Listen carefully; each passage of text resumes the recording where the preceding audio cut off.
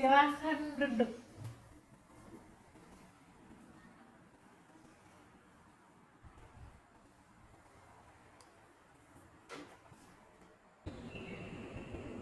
Tadi yang udah janji via WhatsApp ya? Iya Ibu. Kita belum kenal ya sebelumnya. Boleh kenalan dulu? Boleh. Namanya siapa? Namanya Nanda Binti Widirita. Dari mana? Asalnya dari Serang Bumiagung Permai.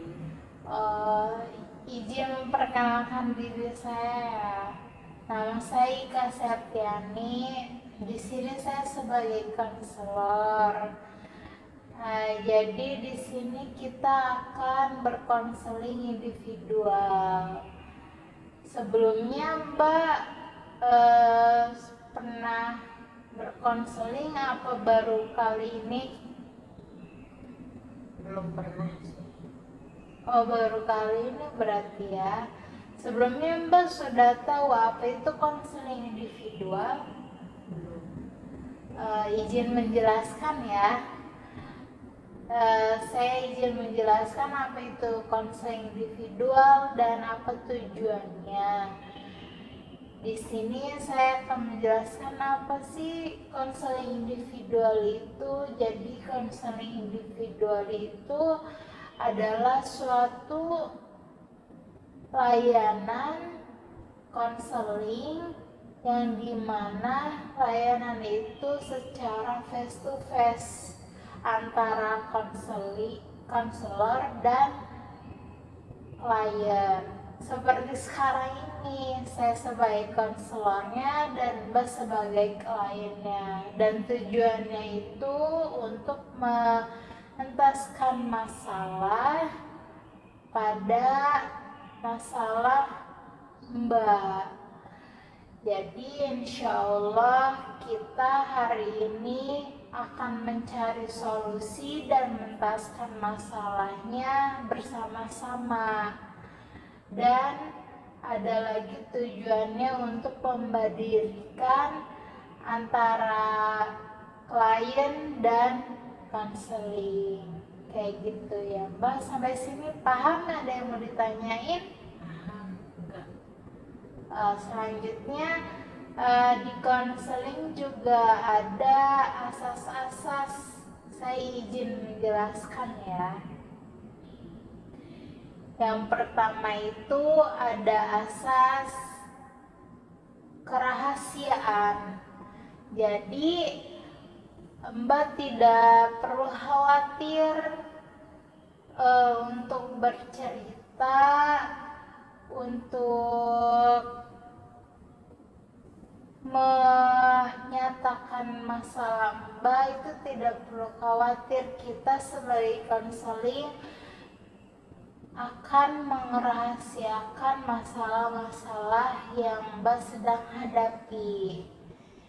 Terus yang kedua itu ada kesukarelaan. Jadi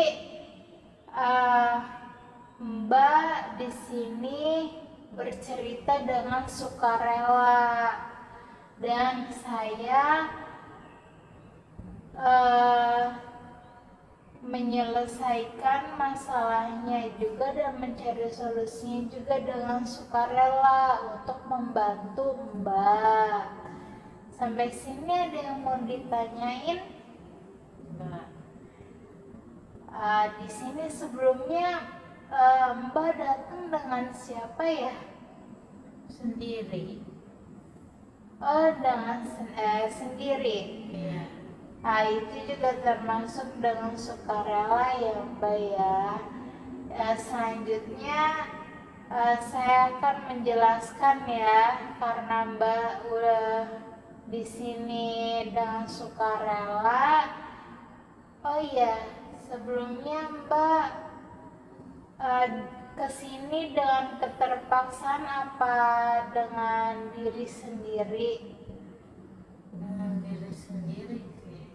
Oh, berarti tidak ada keterpaksaan ya. Gimana pagi hari ini, ada yang mau diceritakan? Ada Ibu. Ya silakan. Jadi saya tuh bingung harus ambil kuliah atau kerjaan gitu.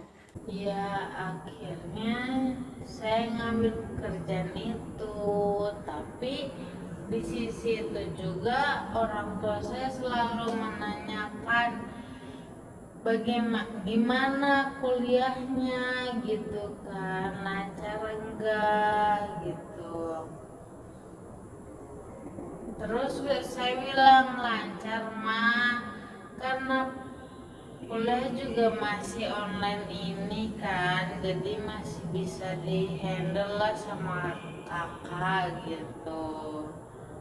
Oh, berarti selama ini kuliahan Mbak itu online ya? Iya. Oh, keseringannya online gitu. Berarti jarang offline gitu. Oh, Terus apa namanya, saya kan sudah mengambil kerjaan.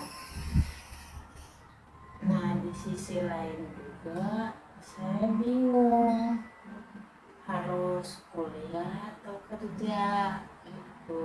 Sedangkan ke kuliah saya udah 3 semester, nggak mungkin dong kalau misalnya saya nanti pindah ke kampus lain, karena kan kalau misalnya dari kampus pindah ke kampus lain nanti yang ada mengulang kan. Sayang kalau misalnya saya mau ulang lagi ke semester pertama gitu. Jadi gimana Bu, ada solusi atau contoh gitu?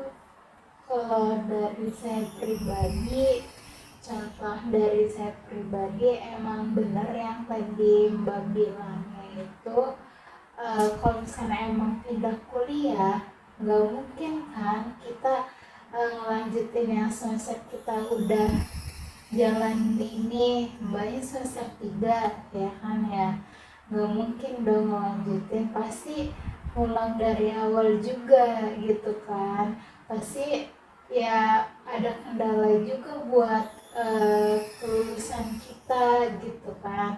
Tapi di sisi lain Mbaknya juga bingung harus kerja apa kuliah gitu kan. Ya saran saya masih mendingan Mbak lanjutin aja kuliah Mbak gitu, kuliah Mbak lanjutin gitu kan. Terus tadi kendala-kendala Mbak juga, Mbak belum bisa memanage gitu kan, memanage waktu mana kuliah, mana kerja gitu. Nah, di situ Mbak juga bisa gitu memanage, terus mengontrol gimana sih posisi Mbak gitu kan. Kalau misalkan emang lagi kuliah ya udah kuliah dulu gitu kan. Sedangkan kuliah Mbak juga yang sedang dijalani ini eh, online kan gitu kan, nggak selamanya offline gitu. Jadi ya udah selagi ada kuliah online gitu ya udah Mbak sambil kerja kayak gitu kan bisa gitu. Walaupun emang itu terganggu, tapi mungkin bisa dulu gitu kan, izin gitu kan untuk kuliah sebentar kayak gitu. Itu masukan dari saya ya, saya pribadi gitu. Terus gimana, mau ada lagi yang diceritain? Udah itu aja. Jadi tadi saya udah ngasih solusi nih ya. Terus apa sih yang Mbak dapat gitu solusi yang dari saya? Solusi yang Ibu kasih ke saya itu, yang saya masukin ya, yang saya dapat itu berarti saya itu harus walaupun kerja sama kuliah, saya harus bisa mengatur waktunya, harus bisa memanage waktunya, mana